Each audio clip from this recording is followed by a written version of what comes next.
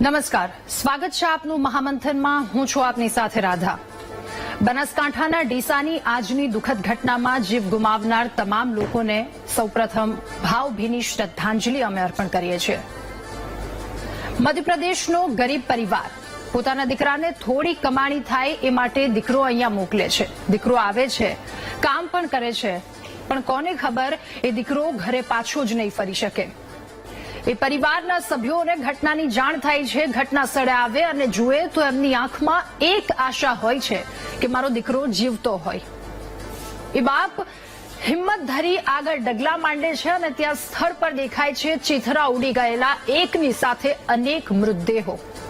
કાળજું ચીરી નાખે એવા દ્રશ્યો જોઈ એ બાપના પગની નીચેથી જમીન સરકી જાય છે અને ખબર પડે છે કે સ્વાર્થી રાક્ષસોની બેદરકારી એમના દીકરાને ખાઈ ગઈ.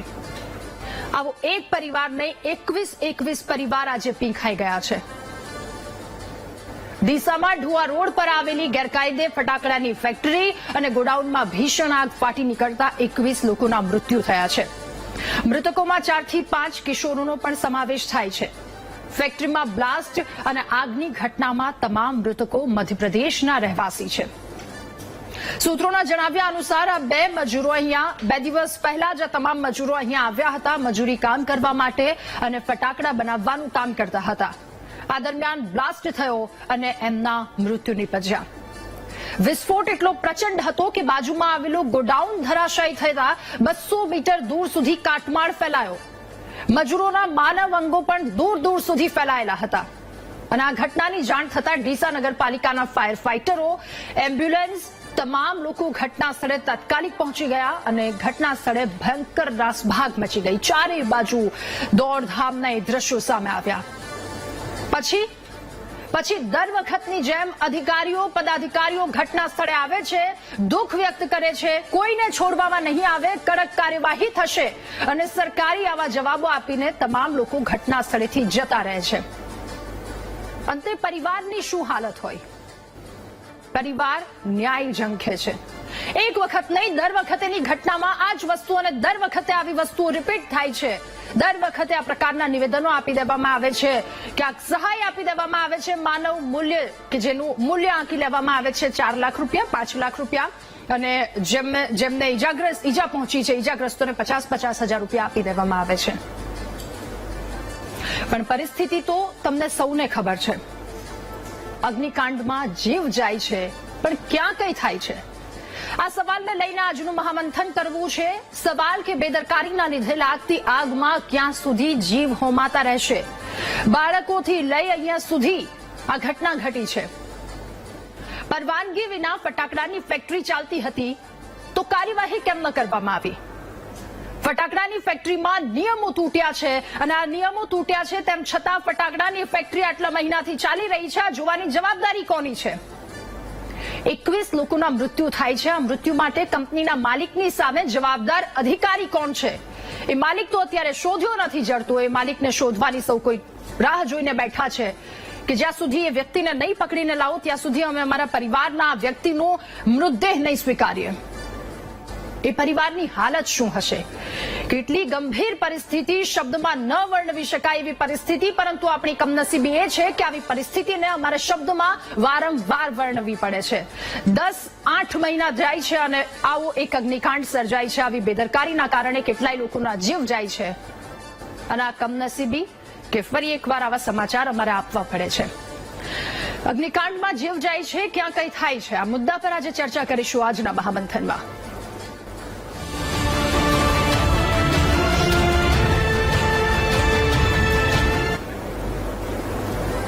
અને જે રીતે અગાઉ કીધું એ રીતે કે આવી ઘટના ઘટે છે, નિવેદનો સામે આવે છે, ત્યારે બનાસકાંઠાની ફટાકડાની ફેક્ટરીમાં લાગેલી આગની ઘટનાની રાજ્ય સરકારે પણ ગંભીરતાથી નોંધ લીધી છે. રાજ્ય સરકારના પ્રવક્તા મંત્રી ઋષિકેશ પટેલે આ અંગે વાત કરી. તેમણે કહ્યું કે ઘટના બની ત્યારે ફટાકડા સ્ટોરેજ માટેનું લાયસન્સ રિન્યુ કરાયું નહોતું. તેમ છતાં ત્યાં વિસ્ફોટકોનો જથ્થો રાખવામાં આવ્યો હતો, જેને લઈને વિસ્ફોટ થતા આ ઘટના ઘટી છે. શું કહ્યું પ્રવક્તા મંત્રી ઋષિકેશ પટેલે? સાંભળી લઈએ.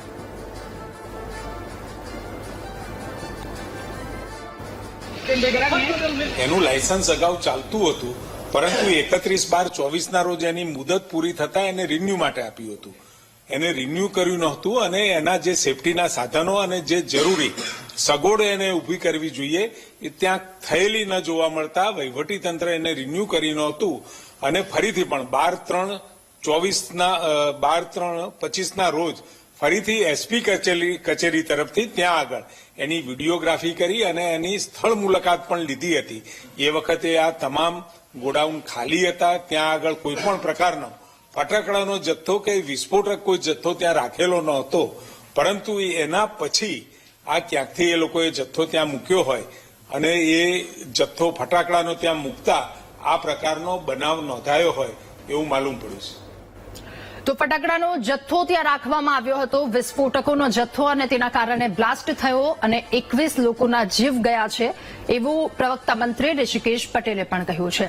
હવે બીજી તરફનું બીજું એક નિવેદન અમારે આપને બતાવવું છે. અધિકારી કે જેમના દ્વારા નિવેદન આપવામાં આવ્યું છે, પહેલા તો સાંભળી લઈએ તેમણે શું કહ્યું. ઘટીચાના લીધે બિલ્ડિંગ જે છે ધરાશયી થયું છે અને નીચે કેટલાક લોકો દટાયેલા છે. કેટલાક લોકોને બહાર કાઢવામાં આવે છે. 5-1 લોકોને અહીંથી રેસ્ક્યુ કરીને હોસ્પિટલ મોકલ્યા છે, જેની ટ્રીટમેન્ટ ચાલી રહી છે. આરોગ્ય વિભાગ, વહીવટીતંત્ર, SDRF, નગરપાલિકા, ફાયર, આ બધી ટીમો અત્યારે કામ કરી રહી છે અને આપણે માતાજીની પ્રાર્થના કરીએ કે બધા સારું બધાનું રેસ્ક્યુ થઈ જાય. એટલે બે નિવેદનો સાંભળ્યા. એકમાં કહેવામાં આવી રહ્યું છે કે વિસ્ફોટનો જથ્થો વિસ્ફોટકોનો રાખવામાં આવ્યો હતો, જેના કારણે બ્લાસ્ટ થયું અને આ પ્રકારની પરિસ્થિતિ સર્જાઈ, 21 લોકોના જીવ ગયા.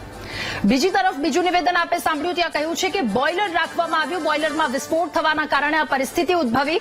અને અમે બીજા દ્રશ્યો ટીવી સ્ક્રીન પર જે આપને બતાવી રહ્યા છે કે ગોડાઉનમાં દારૂ ગોળો એ ક્યાંથી આવ્યો. આ ફટાકડાના દ્રશ્યો છે કે જ્યાં ફટાકડા બનાવવામાં આવતા હતા.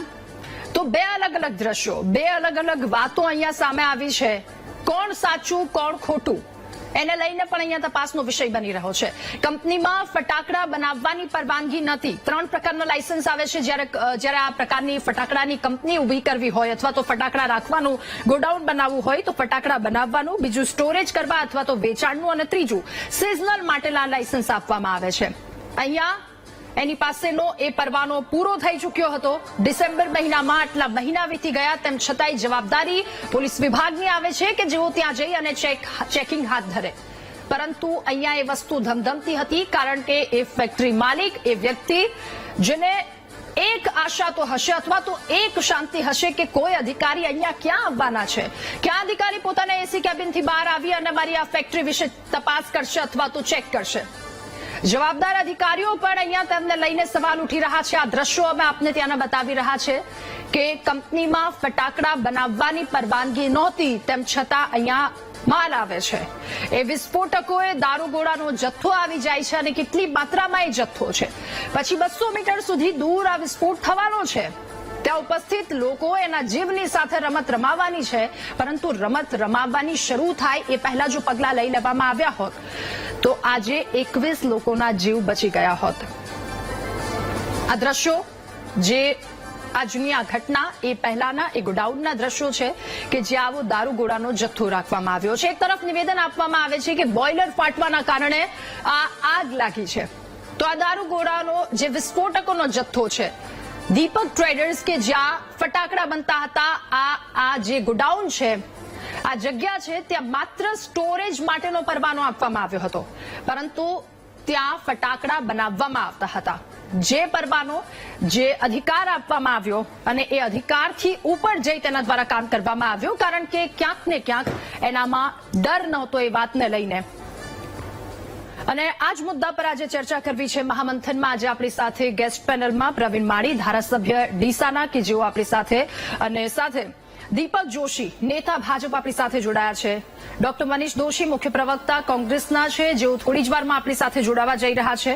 MF દસ્તુર સાહેબ, નિવૃત્ત ચીફ ફાયર ઓફિસર, કે જેઓ પણ આપણી સાથે જોડાઈ ચૂક્યા છે. જગદીશભાઈ મહેતા, વરિષ્ઠ પત્રકાર, આપણી સાથે જોડાયા છે. અને ભવાનજી ઠાકોર, સ્થાનિક છે ડીસાના, એમણે આ ઘટના આખી જોઈ છે, તેઓ પણ આપણી સાથે જોડાયા છે. આપ સૌનું સ્વાગત છે મહામંથનમાં. શરૂઆત મારે ભવાનજીભાઈ આપનાથી કરવી છે. આજની આ દુઃખદ ઘટના ઘટી છે, કેટલા સમયથી અહીંયા આ બધી બનાવવાની ફેક્ટરી ફટાકડા બનાવવાની આ ધમધમી રહી હતી? શું કંઈક અલગ લાગ્યું કે જો જે ન થયું હોત તો 21 લોકોના જીવ બચાવી શક્યા હોત? અને ઘટનાને લઈને આપ શું કહેશો?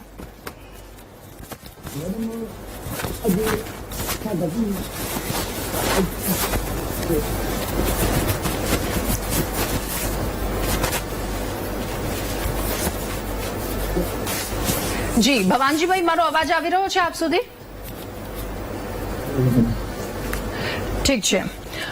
જગદીશભાઈ, હવે આપની પાસેથી મારે જાણવું છે, આ ઘટના ઘટી, અગ્નિકાંડ, ફરી એકવાર 21 લોકોના જીવ ગયા છે, આપનું શું કહેવું, શું પ્રતિક્રિયા?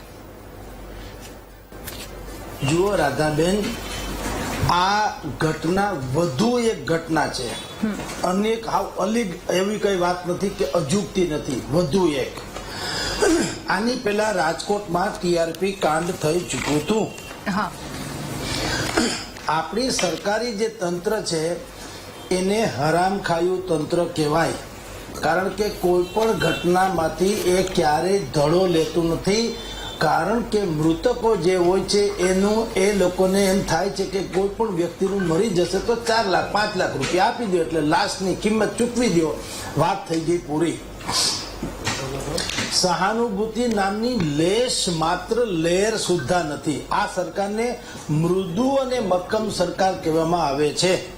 પણ આપની જાણ ખાતર આ સંવેદનશીલ છે, સંવેદનાપૂર્ણ નથી. સંવેદનશીલ એટલે સેન્સિટિવ, સંવેદનાપૂર્ણ એટલે લાગણી વાળી. લાગણી નામનું કોઈ તત્વ છે નહીં. 21 લોકોના અહીંયા મૃતદેહ થયા છે, 21 લોકો મરી ગયા છે મધ્યપ્રદેશના. માં બાળકો, મહિલાઓથી માંડીને યુવાનો સુધીની વાત છે.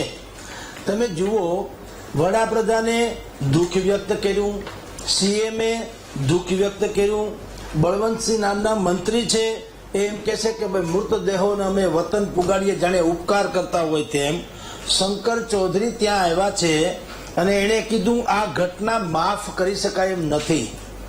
બેન, તમે મને કહો રાધાબેન, માફ ન કરી શકાય તો કોણે એક્શન લેવાના? અમારે? પ્રજાએ? મરી ગયા હોય એ લોકોએ? એના પરિવારજનોએ? કે જ્યાં ગામમાં થયું ગ્રામ લોકોએ? કોણે એક્શન લેવાના? મને કહો. માફ નથી કરી શકાતું એ તો આપણી વાત છે, જનતાની. તમે એટલે કે મંત્રી મહોદય એમ કે માફ ન કરી શકાય તો ભલામણ સાફ તો કરો. તમારી પોતાની જે કઈ જે સ્થિતિ છે એ તો સાફ કરો. સવાલ એ છે બેન, આવી ઘીસી પીટી કેસેટ આપણે વગાડતા જ રહેશું અને 1 by 1 આવી કરુણાંતિકરના આપણે સાક્ષી બન્યા રહેશું. શું કામ? સરકારની પાસે એક મેકેનિઝમ છે. કોઈ પણ લોકો મરી જાય, આવી મોટો હાદસા થાય એટલે સૌથી પહેલા તો સંવેદનાના 2-4 શબ્દો કહી દો. એ પણ છાપેલા હોય છે, ખાલી ઉપર નામ કે વિસ્તારનો અલગ કરવાનું હોય. પછી 4-4, 5-5 લાખ રૂપિયા લાશ દીઠ આપી દો એટલે વાત થાય પૂરી. ને એવું બધું થાય ને બહુ હોબાળો થાય તો એસઆઈટી નિમી દો, જે આ કેસમાં પણ નિમવામાં આવી છે. એસઆઈટી નિમી દો એટલે હું ટાઈમ પાસ થઈ જાય ને. એસઆઈટી એટલે તમારી જાણ ખાતર જેમ આપણે ક્રિકેટમાં રમવા આવે જે માણસ, જેને કહેવામાં આવે કે નાઇટ વોચમેન, એટલે કે એને વિકેટ પડવા નહીં દેવાની, ગમે એમ કરીને ટાઈમ પાસ કરવાનો. આ એસઆઈટી એની માસીનો છોકરો. એસઆઈટીની રચના પણ થઈ ગઈ. પણ પહેલી વાત તો એ છે કે જેણે આ ધુપ્પલ ચાલવા દીધું એની સામે એક્શન ઇમિડિયેટલી કેમ નહીં? તમે અત્યારે આપણા ઋષિભાઈ પટેલ મંત્રી છે એમ કે છે કે ત્યાં ફટાકડાના સ્ટોરેજ માટેની જ મંજૂરી હતી, ફટાકડા બનાવવાની નહીં. તો ફટાકડા તો બનતા હતા, સુતળી બોમ્બ તમે બતાવો જ છો. અને એમાં બોઇલર ફાટ્યું કે જે થયું તે.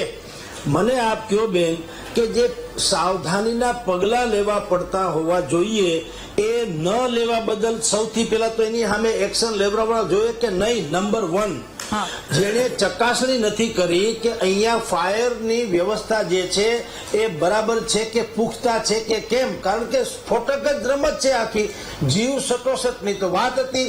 ફટાકડા હતા, આ કઈ લીંબોળી હતી નહીં કે દ્રાક્ષ હતી નહીં, ફટાકડા છે જે ફૂટવાના છે. તો તમારી ચકાસણી તો જે તંત્ર એમાં ઇન્વોલ્વ હોય એની ભયંકર ચકાસણી હોવી જોઈએ. દર અમુક દિવસે રિપોર્ટ્સ વગેરે મળવા જોઈએ. એ કાંઈ નહીં. ત્યાં એલાર્મ સિસ્ટમ હતી કે કેમ?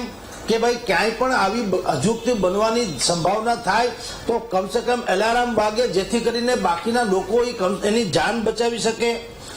એન્ટ્રી અને એક્ઝિટ એના બે અલગ અલગ દરવાજા જે સામાન્ય રીતે કરવામાં આવે છે એ હતા કે કેમ, એની વ્યવસ્થા છે કે કેમ, એ કોઈએ જોયું? ફાયર એનઓસી છે કે કેમ, બીજું પરમિશન હતું કે કેમ? આ તો બધા જ તો પ્રશ્નો તો છે. હવે આ પ્રશ્નો ખાલી અહીંયા નથી, આ સુરતમાં પણ તક્ષશિલામાં આ જ પ્રશ્ન હતા, આ રાજકોટના ટીઆરપી કાર્ડમાં આ જ પ્રશ્ન હતા. ઘીસીપીટી કેસેટ છે, કારણ કે તંત્ર બે જવાબદાર છે અને જનતા સવાલદાર રહી નથી, એટલે આવી બધી ઘટનાઓ બને છે. અને બધા જ પાસે સરકારે 4 લાખ રૂપિયા આપ્યા. ભલા માણસ શું કામ 40 લાખ આપો, પણ કોની પાસેથી? આ કારખાનેદાર પાસેથી લઈને આપો. આ 4 લાખ તો જનતાના ટેક્સના છે, તમારા પાઇપે અમારે ભલે 4 નહીં 40 આપો, પણ જે હરામ ખાયા આમાંથી પૈસા કમાઈ ગયા, અત્યાર સુધી ગેરકાનૂની રીતે ફટાકડા બનાવતા હતા, એનું બધી સંપત્તિ જપ્ત કરો અને એમાંથી આપો 40 લાખ. જી જગદીશ, આ 4 લાખ તમે હોબાળો સમાવવા માટે થઈને આપો છો, જેથી તમારી સરકારની આબરૂ ન જાય કે કોઈ ગધેડે ન ચડાવે. જે ચડવાની જ છે લખી રાખો, કારણ કે હવે તમારી ઉપર ખાલી એક્શન નહીં, પાપ તમને ભરખી જાય એવી ઘટનાઓ છે. ગુજરાતમાં જે કેટલીક કરુણાંતિકાઓ બની છે નજીકના ભવિષ્યમાં, સુરતનું તક્ષશિલા કાંડ હોય, વડોદરાનું તમે હરણી કાંડ છે, અમદાવાદનું સાબરમતી અરાભાઈ આ આશ્રમ તળાવમાં જે ડૂબી ગયેલી હોડી છે એની વાત છે, રાજકોટ નું ટીઆરપી કાંડ છે, અહીંયા કોવિડ હોસ્પિટલ સળગીને એમાં થઈ ગયું, મોરબીનો પુલ કાંડ છે, કેટલી તમને વર્ણવીએ. છાતી કૂટો તો પણ તમે લોકો થાકી જાઓ, જીવતો માણસ મળદું થઈ જાય, આટલી બધી કરુણાંતિકા તો છે. અને એક પણ મંત્રીમાં શરમનો શેરડો જોવા મળે છે? તમે વિચાર કરો, આ બધા જ લોકો એર કન્ડિશન ઓફિસમાં બેસીને સાંત્વના પાઠવે છે. શરમ જેવી ચીજ નથી, અને એને ખબર છે કોઈ કઈ કરી નથી લેવાનું ને, કારણ ગુજરાતમાં શ્રમિકો માટે લડનારું કોઈ યુનિયન છે નહીં. સંઘે હે શક્તિ કલો યુગે. સંઘમાં સંઘ પણ ક્યાં છે? કે સંઘ તો છે નહીં, કોઈ સંગઠન છે નહીં, વેર વિખેર લોકો છે, 4-4, 5-5 લોકો બાળી નાખ્યા, અને હમણાં એના વતન માદરે વતન મધ્યપ્રદેશમાં બધાના શબો આપી દેવાના થશે. પછી રામ જાણે થોડાક દિવસ એસઆઈટી પછી આમને ડિંડક કરીને 5-15 દી કાઢી નાખો, ત્યાં વળી બીજો કોઈ ધડાકો થઈ જાય, અમદાવાદમાં કોંગ્રેસનું અધિવેશન થાય કે ભારતીય જનતા પાર્ટીમાં સંગઠનનું કંઈક નવીનીકરણ થાય, એટલે આ બધું ભૂલાઈ જવાનું. અને એ એટલે રાધાબેન તમને કહું, આ બધી જ આપણે જે છાતી કૂટીએ છે એના કરતા એક્શનમાં કોક જનતાએ આવવું પડશે, એના સિવાય મેળ નહીં પડે. જી રાધાબેન. ઓકે. MF દસ્તુર સાહેબ પણ આપણી સાથે જોડાયા છે. દસ્તુર સર, મારે આપને એ પૂછવું છે, પહેલા તો આ ઘટનાની પ્રતિક્રિયા આપ જણાવશો, શું કહેવું આપનું, અને આપણે ક્યાં ચૂક્યા, આમાં ક્યાં ચૂક રહી ગઈ?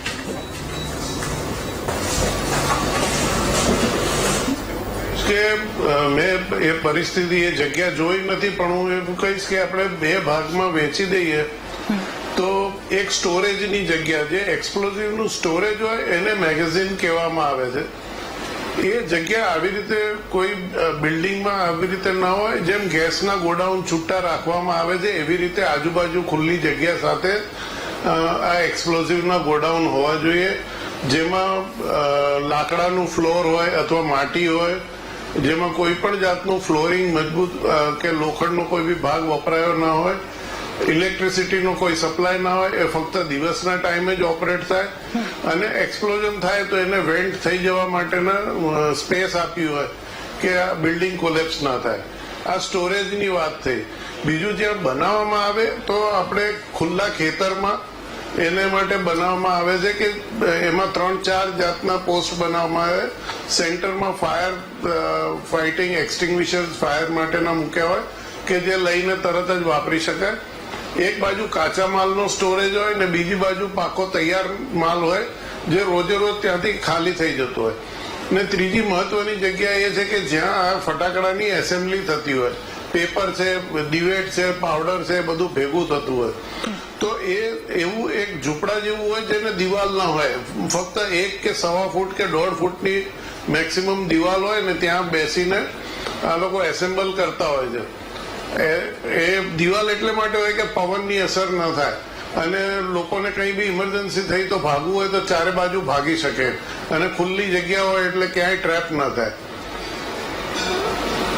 આ જે એસેમ્બલી થતી હોય એનું પેપર છે કે કોઈ ડિવેટ છે કે કોઈ બી ચીજ કાપવી હોય તો બી છરીનો કે બ્લેડનો ઉપયોગ ન થાય, એનાથી તણખો થવાનો ભય રહે છે.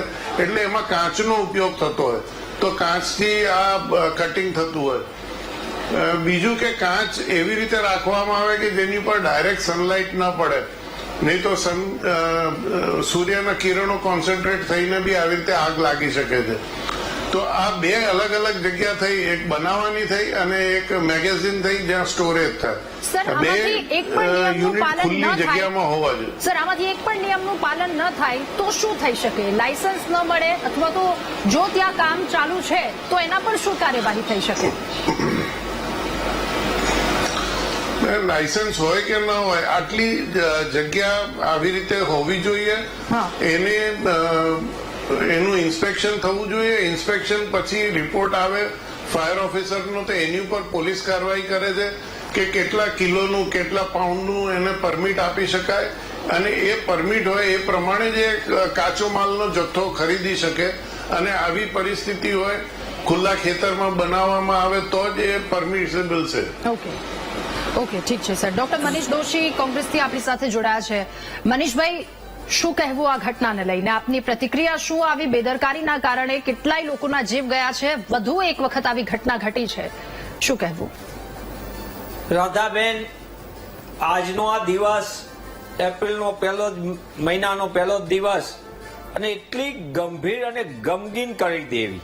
નિર્દોષ શ્રમિકો પોતાની રોજી રોટી માટે બીજા પ્રાંતથી, મધ્યપ્રદેશથી અહીંયા શિફ્ટ થયા, અને અહીંયા આવીને એમને જેવું કામ શરૂ કર્યું એમાં બાળકો પણ હતા, બહેનો પણ હતી, અને 21 લોકોને ભરખી જાય આવી ગંભીર અને દિલ આપણું દવી ઉઠે એવી ઘટના માટે પહેલા તો હું એ મૃતક પરિવારોને ખાસ આપણી સંવેદના વ્યક્ત કરું છું વીટીવીના માધ્યમથી. જે લોકોના જીવ ગયા છે એને પરમ કૃપાળુ પરમાત્મા શાંતિ આપે, અને એના પરિવારને, આમાં પરિવારમાં કેવા હશે, આ તો બધા શ્રમિક છે, અતિ ગરીબ પરિવારો છે. પણ રાધા, મારે દુઃખ સાથે કહેવું પડે, આજે મેં બપોરે પણ માધ્યમો સાથે આ ઘટના ભાઈની સૌથી પહેલા મેં પ્રતિક્રિયા આપી ત્યારે મને જે જાણવા મળ્યું એ આપણને સૌને ચિંતાજનક કે લાયસન્સ નહોતું, મંત્રીશ્રીએ કીધું, પછી બધી વાતો લીપાથોપી શરૂ થઈ ગઈ છે, બધું થઈ ગયું. પણ ફેક્ટરીઓની અંદર ઔદ્યોગિક સલામતીના તમામ નીતિ નિયમો નેવે મૂકીને ગુજરાતની અંદર દર વર્ષે 200 થી વધુ શ્રમિકો જીવ ગુમાવી રહ્યા છે. આ જવાબદારીપૂર્વક કહી રહ્યો છું. શ્રમિકો, ગરીબ માણસો, અને એના કારણે આ ફટાકડાની આ જે જગ્યાએ આ દિશામાં બનાવ બન્યું, આ જ ફેક્ટરી વાળા, આ જ લોકો પેલા હરદાની અંદર આ જ પ્રકારે 1.5 વર્ષ પહેલા ઘટના બની હતી. 10 થી વધુ લોકો અહીંયા પણ મોત થયા હતા.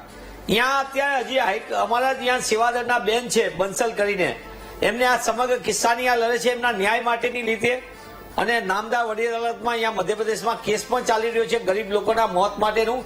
અને એ જ લોકો, મારી આગળ જે માહિતી છે એ માહિતી પ્રમાણે રાધા, આ જ લોકો અહીંયાથી આવીને ડીસામાં શરૂ કર્યું આ ધંધો. આ દીપક ટ્રેડર્સ નામની જે ફેક્ટરીના માલિક છે એ લોકોએ સંકળાયેલા લોકો, એ જ લોકોએ અહીંયા આવીને હળદાથી આખો ખેલ થયો છે. અને અહીંયા આવીને એક વગ ધરાવતા નેતાએ આખી વ્યવસ્થા ગોઠવી આપી છે. અહીંયા તમે વિચાર કરો, સંપૂર્ણપણે આખી વ્યવસ્થામાં કોઈ નીતિ નિયમ નથી. દસ્તુર સાહેબે કીધું એટલે વગ ધરાવતા નેતાના રહેમ નજર હેઠળ આ બધું આ જે ચાલી રહ્યું છે એમાં તમે જો વિસ્ફોટક પદાર્થો સાથેની ફેક્ટરી ધમધમે, રહેણાંક વિસ્તારને એની બાજુની અંદર કામ કરતા લોકોની અંદર ગોડાઉનમાં કોઈ સલામતી નહીં, તમામ નિયમો નેવે મૂકવાના. હવે એસઆઈટી આવે, હવે બધી તપાસ થાય, આ થાય, લીપાથોપી થાય. આપણે જોયું હતું તક્ષશિલા કાંડની અંદર કોના બાપે ને કોના રાજકીય આશ્રયથી ખેલ થયો હતો, કઈ રીતે હરણી બોટ કામ થયું, કોને માસૂમ ભૂલકાએ જીવ ગુમાવ્યો, કોના પાપે ભજીયા તળવા વાળો કેવી રીતે આખો કોન્ટ્રાક્ટ લીધો હતો, પકોડા તળવા વાળા એને કઈ રીતે આખી બોટનું દુર્ઘટના બની, નિર્દોષોના જીવ હજી બી એ લોકો બોલે અને કોઈને કાંઈ થયું નથી. એ જ રીતે રાજકોટ ટીઆરપી ગેમ ઝોન આપણે જોયું કઈ રીતની સ્થિતિ, મોરબી જુગતાપુર કાંડ જોયું. આ પરિસ્થિતિથી નફટ અને નગરો તંત્રના કારણે નિર્દોષ નાગરિકોના જીવ જઈ રહ્યા છે. અને મોટા ભાગે ફટાકડાની ફેક્ટરીની અંદર બાળકો કામ કરતા હોય છે, મહિલાઓ કામ કરતી હોય છે. અને તમારે જાણ માટે, જેમ ટીઆરપી ગેમ ઝોનમાં શું થયું, અનેક માણસોના મોત થયા. આપણને સાચો આંકડો આજ દિન સુધી મોતનો નથી આવ્યો. શું કામ નથી આવ્યો? કારણ કે એમાં ફૂંચા બળી ગયા હતા.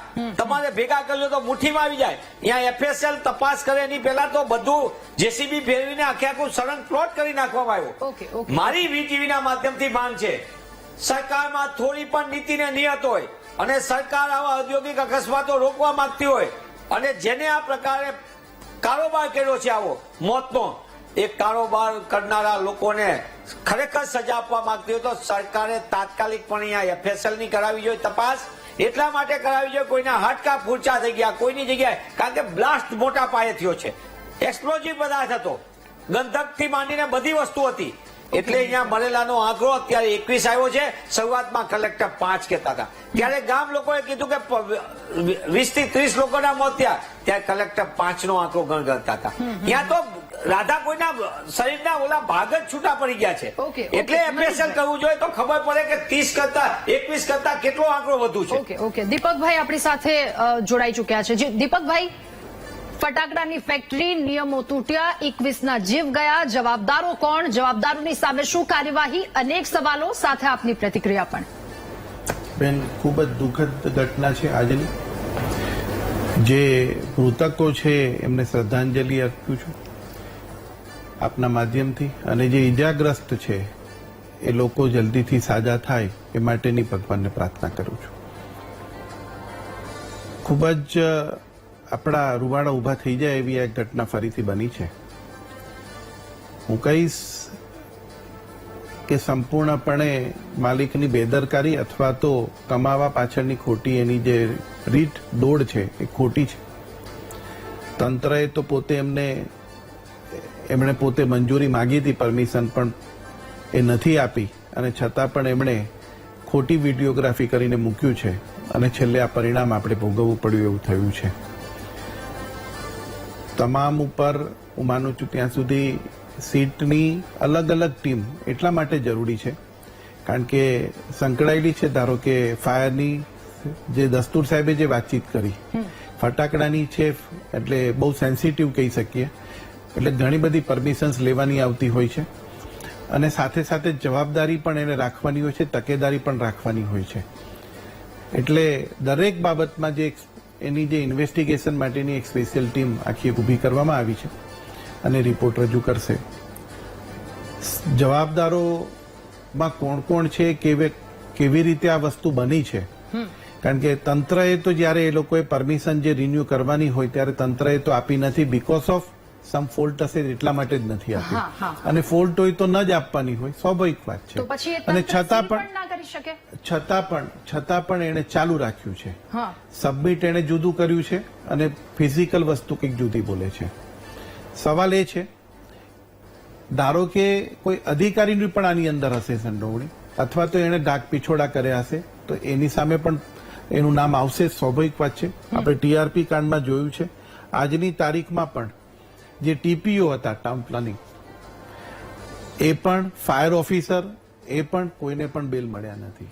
સવાલ એ છે કે અધિકારીની પણ ત્યાં પણ એક વસ્તુ એવી બની હતી કે કોલોઝન હતું અને કરપ્શન હતું, બંને હતું, એ સાબિત થયું હતું રિપોર્ટના આધારે. ફાઇનલ તો હજી વર્ડિક્ટ બાકી છે, પણ જ્યાં આપણે પ્રાથમિકતાની જ્યાં વાતચીત કરીએ છીએ, એટલે રહી વાત સરકારની જ્યાં સુધી છે ત્યાં સુધી જ્યાં કોઈ આવા અધિકારીઓ છે તો એની સામે પણ કડકમાં કડક કાર્યવાહી કરવા માટે કોર્ટ પણ કરી રહી છે, સરકાર પણ કરી રહી છે. દુર્ભાગ્યપૂર્ણ આ ઘટના બની છે અને એના માટે આપણે સૌ આપણે જોઈએ કે આમાં કોણ કોણ જવાબદાર છે, શું છે. ઇન્વેસ્ટિગેશનની ટીમથી બધા આમાં આવી જ જશે. કોઈ હું નથી માનતો કે કોઈ પણ બાકી રહેશે. ઓકે. અને સવાલ એ છે કે નાનામાં નાનો માણસ પણ જેણે આ ભૂલ કરી હશે અથવા તો કોલોઝન કર્યું હશે અથવા કરપ્શન કરવાનો પ્રયત્ન કર્યો હશે, કારણ કે વચ્ચેનો જે ગાળો આવ્યો છે જાન્યુઆરીથી અત્યારે માર્ચ મહિના સુધીનો, ત્યાં સુધી શું કામ ચાલી છે આ વસ્તુ, પરમિશન નથી તો પણ, તો એક મોટો સવાલ આવે છે. અને એના માટે જે કઈ જવાબદાર વ્યક્તિઓ છે સ્વાભાવિકપણે એ આપશે અને એના ઉપર સજા થશે. એટલે સવાલ એ થાય છે કે આ 3 મહિના એમાં કોઈ તસદી પણ ન લીધી કે અહીંયા નથી બરાબર, તો ત્યાં જઈને એ વસ્તુ એકમને સીલ કરી દઈએ. મનીષભાઈ, ખૂબ ટૂંકમાં મારે પ્રવીણભાઈ પાસે પણ જવાનું છે. રાધા, સૌથી મોટા ભાઈ દીપકભાઈએ કીધું કે આની આ તપાસ થશે, આ થશે. અરે નિર્દોષોના મોત થયા છે. તમે તક્ષશિલા વખતે કીધું તું ગેરકાયદેસર બાંધકામ ભૂલકાઓ કેવી રીતે સળગતા આગમાં નીચે જવું પડ્યું, કોણ જવાબદાર હતું? હરણી બોટ કાંડની અંદર ખબર હતી, જે બોટને કોઈ તપાસ નહોતી કરી, કોણ પકોડા વાળો હતો, જેને બધાએ ના પાડી હતી, તો પછી 1.5 મહિના પછી એક ટેન્ડર ફરીથી એ લોકોને આપવામાં આવ્યું. કોણ જવાબદાર હતું? ક્યાં ગયા એ અધિકારીઓ સામેના પગલાને? ક્યાં ગઈ? આજ પણ એના નિર્દોષ મા બાપો પોતે આંખ લોહીના આંસુથી લોહી રહ્યા છે, હજી ન્યાય માટે ભટકી રહ્યા છે, કોઈ એમને ન્યાય નથી આપતું. બિલકુલ. ટીઆઈપી ગેમ ઝોન ની અંદર શું થયું હતું, કોના પાપે એ ધમધમતા હતા, અને પછી પાછળથી એમ કહો છો મોરબીની અંદર બધાને ખબર હતી, ખુલ્લેઆમ બોલા પુલનું ઉદઘાટન કરે છે, એના નકલી કેવી રીતે ઓલું મેન્ટેનન્સ થયું છે, કેટલા નિર્દોષ નાગરિકોના ભોગ લેવાના, ભૂલકાઓ અહીંયા આનંદ કરવા ગયા હતા, અને એ લોકો પોતે શોકમાં પલટાઈ ગયો. એ તો જેના મા બાપે પોતાના વાલ સોરાય ગુમાવ્યું ખબર. આજે 21 નાગરિકોના મોત થયા, 3 મહિનાથી આ એક્સપ્લોઝિવ વસ્તુનું આખું ચાલે, તમને ખબર છે. એનું ડિનાય થઈ ગયું છે લાયસન્સ, એની મંજૂરી ડિનાય થઈ ગઈ, તો 3 મહિના સુધી કોઈ ન ખબર પડી, કોને ચાલવા દીધું? ત્યાં જ આવીને ઉભો રહી જાય છે મનીષભાઈ. પ્રવીણભાઈ પણ આપણી સાથે જોડાયા છે. પ્રવીણભાઈ, આ ઘટના ઘટી, શું કહેશો આપ? બેદરકારીના લીધે ક્યાં સુધી લોકોના જીવ જતા રહેશે? બેન, આજની ઘટના બહુ દુઃખદ છે, અને સવારે જ્યારે 9:30 વાગે એની ઇન્ફોર્મેશન કંટ્રોલ રૂમ ઉપર જ્યારે મળી, હા, ત્યારથી જ નગરપાલિકાની ટીમ, ફાયર બ્રિગેડ અને ત્યાંથી વહીવટીતંત્ર તમામ લોકો ખડે પગે રહી અને માત્ર રેસ્ક્યુ કરવા. સૌ પ્રથમ દરેકને એવું લાગતું હતું કે આ બોઇલર ફાટવાના લીધે થયું છે, ક્યાંક મીડિયામાં ન્યૂઝ આવી આગજની થઈ છે, એટલે તમામ આખા જિલ્લાના જેટલા પણ ફાયર ફાઈટરો સ્થળો પર પહોંચ્યા હતા. પણ પછીથી ખબર પડી કે આ એક્સપ્લોઝિવ જેવું, એટલે કે કંઈક વિસ્ફોટ થયું છે, એની અંદર દરેક લોકોના જીવ ગયા છે. એના લીધે એક બિલ્ડિંગ આખું ધરાશય થયું છે, એમાં નીચે પણ દટાઈને કેટલાક લોકો હતા, કેટલાક લોકો જીવિત હતા, જેને હોસ્પિટલ મૂકવામાં આવે છે. 3 લોકો ડીસા છે, બાકીના રેફર કરી અને પાલનપુર હતા. અત્યારે એમને સ્વાસ્થ્ય સારું છે, પણ હજી વધુ ટ્રીટમેન્ટ માટે એમને અમદાવાદ મૂક્યા છે. તો મને એમ લાગે છે કે અત્યાર સુધી હજી પણ એસડીઆરએફની ટીમ, નગરપાલિકા, વહીવટીતંત્ર અત્યારે પણ એમનું રેસ્ક્યુ ચાલુ છે. એને સામસામે જે મેળવણા કરવાના છે કે હરદોઈ જિલ્લાના જે મધ્યપ્રદેશના શ્રમિક છે, ડીસાનું પરિવાર હતું, એને પણ અત્યારે આઈડેન્ટિફાઈ કરી એનો પીએમ કરવાનો, સંવેદનાપૂર્વક એમને પરિવારને જાણ કરવાનું, આ બધી જ કામગીરી રાધાબેન થઈ છે. બહુ દુઃખદ છે. અને એક તરફ પોલીસે પણ પોતાની કામગીરી કરતા સરકાર તરફે ફરિયાદ નોંધાવીને એના કોઈ પણ ગુનેગાર હોય એના માલિકને પણ નહીં છોડવાના, 2 લોકોની ધરપકડ પણ કરી છે. અને આવા બાબતની અંદર હું માનું કે પક્ષાપક્ષીથી દૂર રહીને ભાજપ હોય, કોંગ્રેસ હોય કે અન્ય પાર્ટી હોય, આમાં રાજનીતિ દૂર કરીને આપણે તપાસની અંદર સહકાર પ્રવીણભાઈ, આપવો અમે પણ એ જોઈએ. જ ઈચ્છીએ છીએ, આમાં બિલકુલ રાજનીતિ ન થવી જોઈએ. જેટલાના જીવ ગયા છે એ સુરત થી લઈ અત્યાર સુધી સૌ કોઈ એ જ ન્યાય ઝંખે છે કે અધિકારીઓ જેની બેદરકારીના કારણે આ વસ્તુ થઈ છે, અહીંયા પરિસ્થિતિ ઉભી થઈ છે, એના પર સકંજો કસવામાં આવે. પણ અધિકારી, એક એવો અધિકારી એ જગ્યા પરથી તમે હટાવી દો છો એટલે બીજો અધિકારી આવીને પોતાની દુકાન ખોલી લે છે, એ પોતાની ભ્રષ્ટાચારની દુકાનો ખોલે છે. ઉપર એવો કડક અંકુશ નથી, જેના કારણે આ પરિસ્થિતિ ઉદ્ભવે છે. પ્રવીણભાઈ, બેન, આઈજી કક્ષાએથી એમાં એસઆઈટીની નિમણૂક કરી દીધી છે, અને હું કદાચ તપાસ માટે કદાચ કોઈ વાતને કહીશ તો કદાચ કોઈને આ મેસેજ પહોંચે અને એમાં ઇન્ફ્લુઅન્સ કરી શકે છે, એટલે હું અત્યારે એ વાત નહીં કરી શકું. પણ કડકમાં કડક સજા થાય એ માટે સરકાર તરફે જ ફરિયાદ નોંધાવવાનો નિર્ણય લીધો છે. જે પણ કોઈ હશે એમાં કોઈને નહીં છોડવામાં આવે. કોંગ્રેસના પણ અહીંયા મનીષભાઈ દોશી છે, મારે પણ એમને વિનંતી કરવી છે કે આપના કાર્યકર્તાઓ પણ અહીંયા જે પ્રકારે ઇન્ફ્લુઅન્સ કરી રહ્યા છે એ પણ બહુ દુઃખદાયક છે. આ મોતના મલાજા જાળવવા જોઈએ, એને સહયોગ કરવો જોઈએ, એને કોઈ ઉકસાવવા ના જોઈએ. અને એમને પણ વિનંતી કરું છું કે આપના પણ જે કાર્યકર્તાઓ છે એને લોકોને ગેરમાર્ગે દોરવું ના જોઈએ. આ વિષય આજે મારો નથી લેવાનો, પણ છતાં પણ મનીષભાઈ જયારે વાત કરતો અને મારે કરવી છે કે અમારા પક્ષાપક્ષીથી દૂર રહી માનવતાના ધોરણે આપણે આગળ વધવું. મનીષભાઈ, ખાલી એક જ મિનિટમાં આપની પાસે આવું. ભવાનજીભાઈ, આ ઘટના કેટલા સમયથી અહીંયા જોવો છો કે અહીંયા ફટાકડા બને છે, અહીંયા લોકોના જીવ જીવતા બોમ્બની વચ્ચે લોકો અહીંયા કામ કરી રહ્યા છે?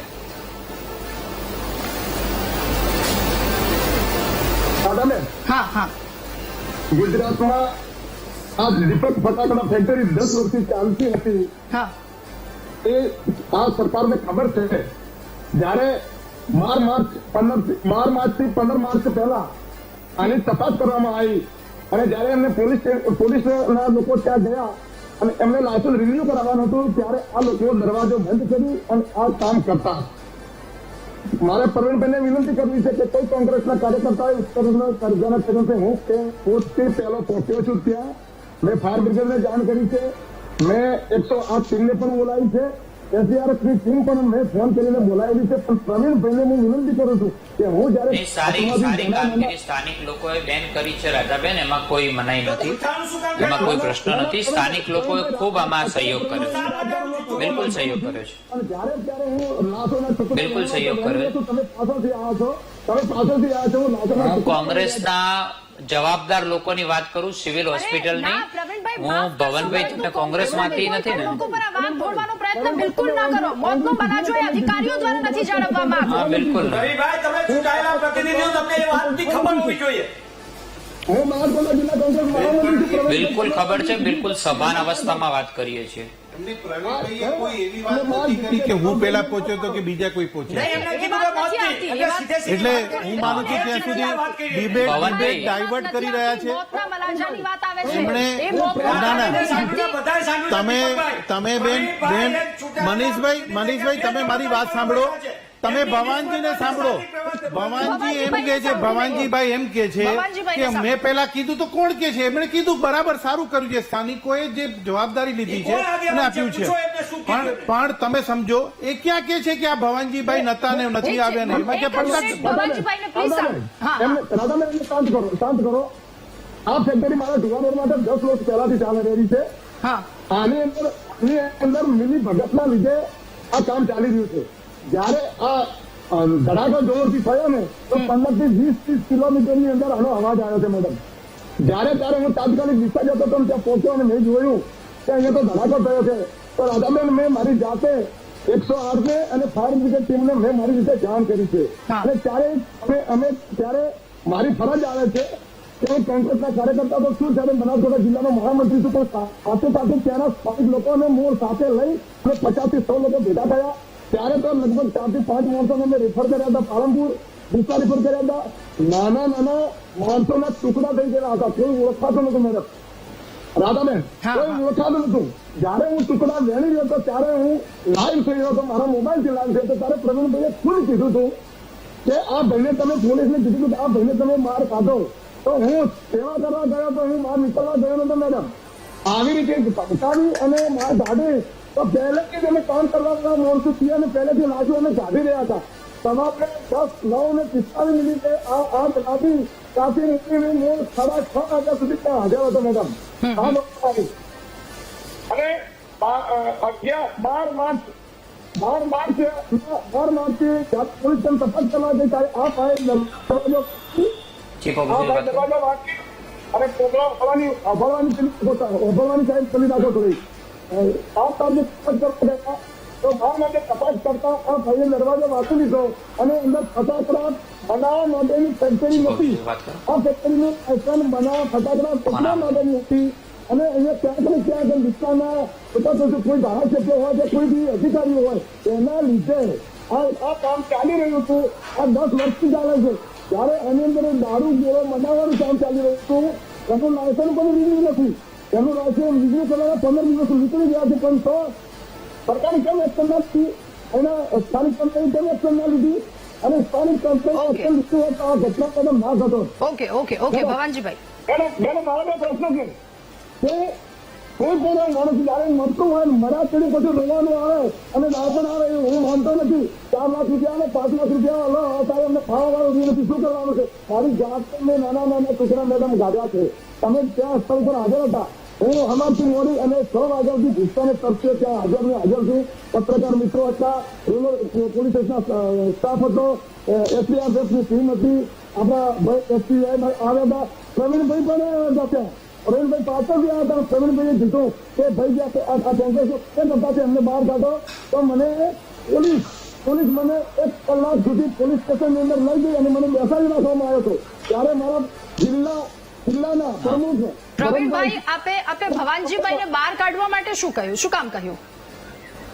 ઓકે, હવે 1 કલાક સુધી પોલીસ સ્ટેશનની અંદર બેહાડવામાં ઓકે આવે છે. ઓકે ભવાનજીભાઈ અને ઠીક છે. પ્રવીણભાઈ આપે શું કામ કહ્યું કે કોઈ સબૂત ના મળી જાય, કોઈ વાત બહાર લીક ન થઈ જાય, આપે શું કામ કહ્યું ભવાનજીભાઈને બહાર કાઢવા માટેનું? રેસ્ક્યુના સમયની અંદર મને એમ લાગે છે કે માત્ર એ જ લોકોને સપોર્ટ કરવો જોઈએ જે રેસ્ક્યુ કરતા હોય છે. એટલે ખૂબ બધા લોકો કીધું હશે તો ઇન સેન્સ જનરલ સેન્સની અંદર કીધું હશે. ભવનજીભાઈ ને એમની ટીમ ને સ્થાનિક લોકો ખૂબ બધા લોકો મતતા હતા રેસ્ક્યુ કરવાની અંદર. એમની પણ હિંમતને દાદ આપવી જોઈએ આપણે, એમાં કોઈ પ્રશ્ન નથી. ઠીક છે. હવે મારે એક સવાલ બધાને પૂછવો છે. પ્રવીણભાઈ, દીપકભાઈ, ડોક્ટર મનીષ દોશી, જગદીશભાઈ, આ બધાને એક વસ્તુ બતાવી છે. એસઆઈટી ની રચના કરવામાં આવી છે. અત્યારે બધાએ કીધું એસઆઈટી ની રચના કરવામાં આવી છે, હવે તપાસ થશે. કેટલા લોકોને એસઆઈટીમાં મૂકવામાં આવ્યા છે? CL સોલંકી ડીવાયએસપી છે ડીસાના, VG પ્રજાપતિ પીઆઈ ડીસાના rural police station, AG Rabari PI છે, SB રાજગોર PSI છે અને NV રહેવર PSI છે. બધા પોલીસ અધિકારીની એસઆઈટીમાં તમે રચના કરી છે. આમાં ચીફ ફાયર ઓફિસર ક્યાં છે? દીપકભાઈ, બધા જ પોલીસ અધિકારી છે. આ પોલીસ અધિકારી જેની જવાબદારી બને છે એક ત્યાં આ ગેરકાયદે ધમધમે છે એને હટાવવાનું અથવા તો એના પર એક્શન લેવાનું, બધા જ પોલીસ અધિકારી માત્ર એક ફિલ્ડના જેને એસઆઈટીમાં બેસાડી દેવામાં આવ્યા, ચીફ ફાયર ઓફિસર ક્યાં છે? બેન, હું માનું છું ત્યાં સુધી મારો પ્રશ્ન જી જી ભવાનજીભાઈ.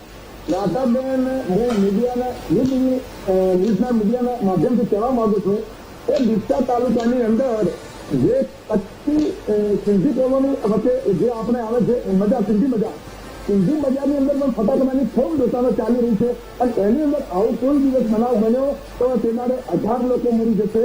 રહી વાત આ જે લોકો મળ્યા છે 21 થી 22 સબ મેં મારી જાતે ઘટવડાયા છે, ફાયરિંગ મેં ટુકડાવેલા છે મારી જાતે. એમપીથી એમના ફોન નંબર મારા પાસે હતા, એમના ફોન મેં મારા ગીધામ રાખ્યા હતા. ત્યારે એમપીથી લોકોના ફોન આવ્યા હતા, એ લોકો પણ લડતા હતા, બહુ રડ્યા છે. એમનું મને દુઃખ થાય છે. સરકાર 10 નથી છે, હાલે કંઈ શું કરવાના છે, પણ આવા લોકોને સાવરવા ના દેવાય. અત્યારે ઓકે ભવાનજીભાઈ, દીપકભાઈ, મેં આપને જે સવાલ પૂછ્યો એમના માટે કાર્યવાહી કરી રહ્યા છે. એના કરતા આવા લોકોને પકડીને આવા લોકોનું દીપકભાઈ ઠીક છે ભવાનજીભાઈ. દીપકભાઈ, આ સવાલનો જવાબ આપશો પ્લીઝ. બેન, પોલીસ, સિનિયર પોલીસ અને જે આખી જે ટીમ છે, હું માનું છું ત્યાં સુધી બધા સિનિયર ઓફિસર્સ છે, એટલે કોઈના પર પણ શક કરવાની કોઈ જરૂર નથી હોતી. સવાલ એ છે એક વ્યક્તિ fire officer, chief fire officer જે જાણકાર હોય છે, હા, એમની નિમણૂક આમાં કેમ નથી? તમે 5 ની બદલે 6 એડ કરી શકતા હતા, એક વ્યક્તિ વધારે મૂકી શકતા હતા.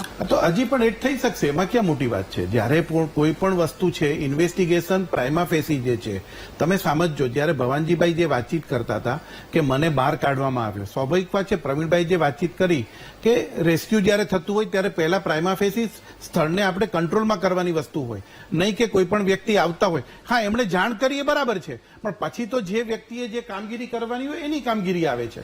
એટલે કહેવાનો મતલબ સીટની જે થઈ છે નિમણૂક, કોઈ પણ વસ્તુ કોઈ પણ ક્યાંય બાકી નહીં રહે.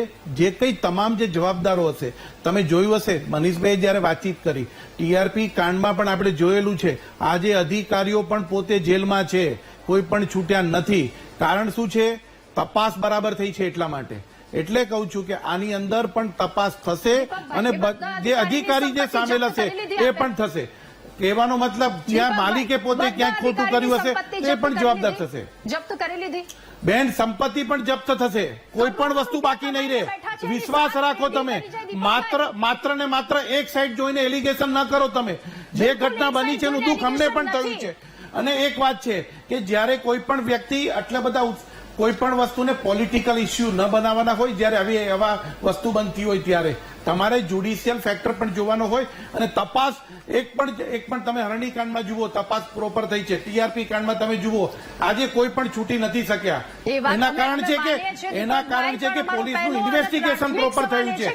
માત્ર ને માત્ર એક કિસ્સો નથી બન્યો, વારેવાર કિસ્સા બન્યા છે. આ બધી વાતો કરીને બધા ગુમરાહ કરવી વાતો ખોટી વસ્તુ છે. આવા વખતે તમારે લોકોને પ્રોત્સાહન આપવાનું હોય, પોતાને દિલસો આપવાનો હોય કે ના બને એના માટે. અરે ભવાનજીભાઈ, તમને સાંભળ્યા, અમે પુષ્કળ સાંભળ્યા, તમે હતા ત્યાં, તમે મદદ કરી છે. એના માટે અમે તમારો ખૂબ ખૂબ આભાર માનીએ છીએ. પણ હવે ઇન્વેસ્ટિગેશન પ્રોપર કરવા દો તમે ભવાનજીભાઈ, નહીં કે માત્ર તમે કોંગ્રેસના છો એટલે તમે બોલ કરો. અમને ઇન્વેસ્ટિગેશન પ્રોપર કરવા દો. તો આ ઘટના ઘટી છે 21 લોકોના જીવ ગયા છે. Welcome back. મહામંથનમાં ચર્ચા કરી રહ્યા છીએ કે અગ્નિકાંડ સર્જાય છે, પરંતુ ક્યાં કઈ થાય છે. એ સુરતના તક્ષશિલાના અગ્નિકાંડ, ત્યારબાદ હરણીની દુર્ઘટના, રાજકોટનો ટીઆરપી ગેમ ઝોન અને મોરબીનો ઝૂલતા પુલની દુર્ઘટના, ત્યારબાદ વધુ એક ડીસાની આ ઘટના આવી છે. આ તમામ જગ્યા પર એક વસ્તુ, એક તો જવાબદારોની બેદરકારી અને બીજી બાજુ પરિવારો કે જે પોતાના સ્વજનોના મૃતદેહ જોઈ છે અને સ્વજનોના મૃતદેહ જોયા પછી એ આખી જિંદગી કેવી રીતે કાઢે છે, એમના આંખની આશા, એમને ન્યાયની જે ઝંખના હોય છે કદાચ બહુ લાંબા સમય પૂરી થાય છે અને એમની શું પરિસ્થિતિ હોય છે. તમામ જગ્યા પર આ પરિસ્થિતિ રિપીટ થાય છે અને આજ મુદ્દા પર ચર્ચા કરી રહ્યા છે મહામંથનમાં.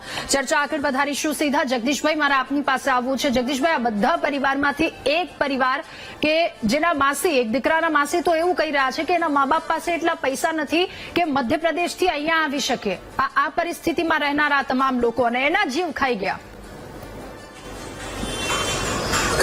રાધાબેન, આવું જ પરિસ્થિતિ છે. અત્યારે ગુજરાતમાં ગરીબ હોવું એનાથી મોટો કોઈ અપરાધ નથી, કારણ કે કોઈ કશું આંસુ લૂછવાય નથી આવતું. જે તમે બધા જિક્ર કર્યા ગુજરાતભરની બધી કરુણાંતિકાઓને, એની આ જ હાલત છે. અને આમાં થોડી વાર પહેલા તમે કહેતા હતા કે એસઆઈટી સરકારે નિમી દીધી. હું તમને કહું આનો ઉકેલ કહું, બાકી છાજિયા કૂટવાથી કાંઈ નહીં થાય. ઉકેલ તમને કહું, એસઆઈટી ભલે નિમે સરકાર, પણ એસઆઈટીમાં અમુક હું તમને કહું એ લોકોને સામેલ કરો તો આનું સત્ય બહાર આવે.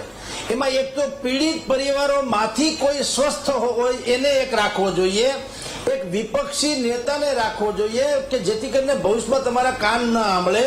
પછી એક ક્રાઇમ રિપોર્ટિંગમાં માસ્ટર હોય એવા જે તે વિસ્તારના ક્રાઇમ રિપોર્ટર કહું છું, જેને દુનિયાભરના આવા ક્રાઇમના જે ઇન્સિડન્ટ બન્યા હોય એનું રિપોર્ટિંગ કર્યું હોય અને એના એ તજજ્ઞ હોય.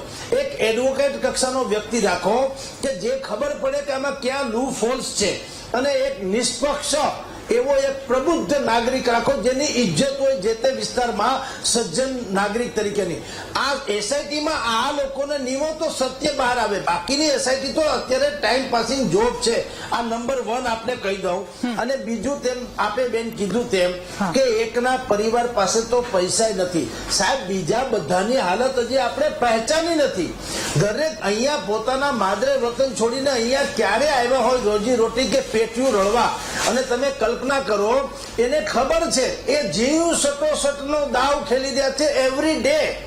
અને આવું થવા પાછળનું ગુજરાતભરમાં તમને એક બીજી વાતે કહી દઉં બેન, આવું થવા પાછળનું કારણ એ છે ગુજરાતમાં શ્રમિકોનું કોઈ સંગઠન નથી. જેટલા પણ લોકો છે, જો માલિકોનું સંગઠન છે, શ્રમિકોનું કોઈ સંગઠન નથી. અત્યારે હીરાના કારખાનેદારોએ સંગઠન રચ્યું તો માલિકોએ ષડયંત્ર રચ્યું, ટેક્સટાઇલ વાળાને કીધું તમે હમણાં નોકરી આપવાની લાલચ આપી દો એટલે સંગઠન બનતું અટકે. ગુજરાતમાં જો શ્રમિક ધારાઓનું કોઈ ગુમાસ્તા ધારા જેવું મહારાષ્ટ્ર મુંબઈમાં હોય છે એવું કોઈ સંગઠન થાય તો શ્રમિકોના અધિકાર વિશે તમે લોકો જાગૃત થઈ શકે ને આપણે ફરજ પાડી શકીએ.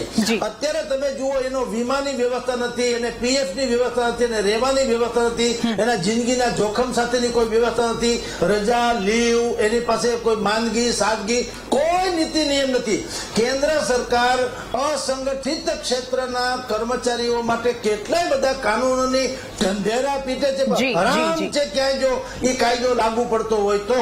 એટલે આ બધી પિસ્ત પિંજણ કરવા કરતા ઉકેલ તરફ જો જાય તો આવી ઘટનાઓ અટકશે, નહીં તો આપણે દાદલો કૂટતા રહેશું. અને એ પ્રામાણિક ઉકેલ હોય એ તરફ જઈએ તો પછી આ વસ્તુ કદાચ અહીંયા સુધી પહોંચી શકીએ. મનીષભાઈ, આપની અંતિમ પ્રતિક્રિયા, અને સાથે મારે આપને એ પણ પૂછવું છે, ખૂબ ટૂંકમાં જણાવજો.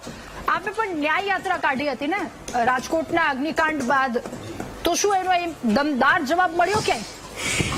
રાધાબેન, તમારો આભાર માનું છું. તમે ખાસ યાદ કરો, ગુજરાતની અંદર વારંવાર બનતા કાંડ અને કૌભાંડ, ભાજપા સરકારની સદંતર ભ્રષ્ટાચારી રીત સમૂહ અસંવેદનતા સામે તક્ષશિલામાં 5 વર્ષ વીતી ગયા. હજી એના મા બાપો પોતાના ભૂલકાના ગુમાવ્યા છે અને ન્યાય માટે લડી રહ્યા છે.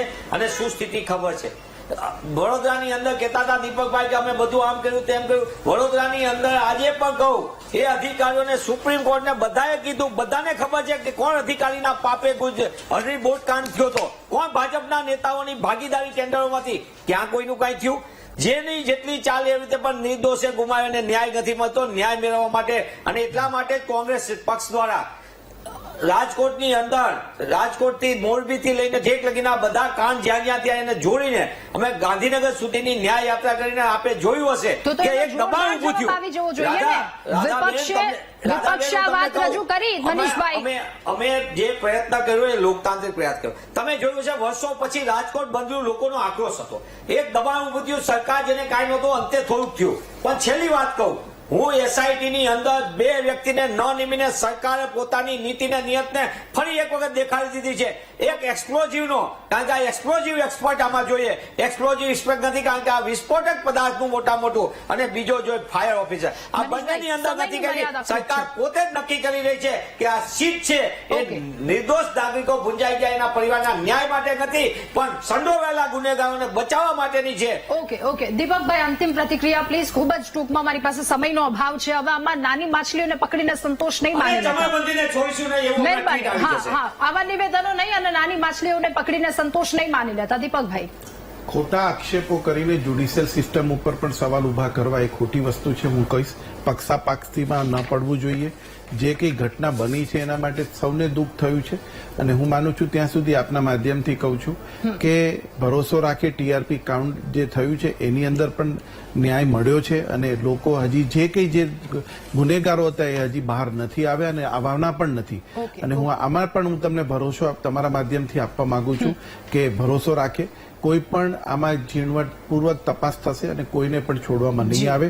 અધિકારી હશે તો અધિકારી, જવાબદાર જે કઈ વ્યક્તિઓ હશે જેનું કોલોઝન અને કરપ્શન જેમાં બેમાં હશે એને કોઈને છોડવામાં નહીં આવે. ઠીક છે. આપ સૌનો આભાર મહામંથનમાં અમારી સાથે જોડાવા બદલ, ચર્ચા કરવા બદલ. તો ફેક્ટરી માલિક કે જે લાયસન્સ રિન્યુ માટે આપે છે, પરંતુ નિશ્ચિત છે કે અહીંયા કોઈ અધિકારી નહીં આવે અને પોતાનું ખિસ્સા ભરવાનું એ કામ ચાલુ રાખે છે ડીસાની આ જગ્યા પર, અને ત્યારબાદ જીવતા બોમ્બની વચ્ચે તમામ લોકો કામ કરે છે. 21 લોકો જીવતા ભૂંજાઈ જાય છે, અને ત્યારબાદનો જે દર વખતેનો સિલસિલો હોય છે સિલસિલો યથાવત રહે છે.